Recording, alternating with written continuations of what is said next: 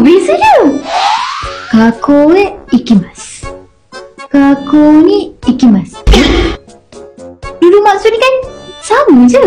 Apa beza dia?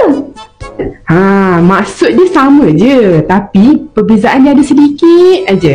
Jom saya share. Partikel pertama sekali adalah partikel e. Contohnya, kako ikimasu.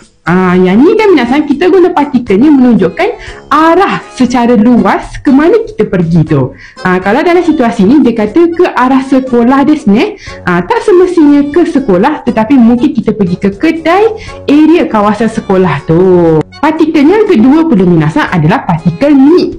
Baik, contohnya gakko ni ikimasu. Yang tu pula minasan, dia menunjukkan lokasi spesifik ke mana kita tuju tu. Kita tak pergi ke mana-mana lain, kita hanya pergi ke sekolah sahaja. Tetapi minasan, kegunaan dengan ni dalam ayat ni dua-dua betul minasan. Oh, okey. Kalau nak pergi ke KLCC tu, kita guna ni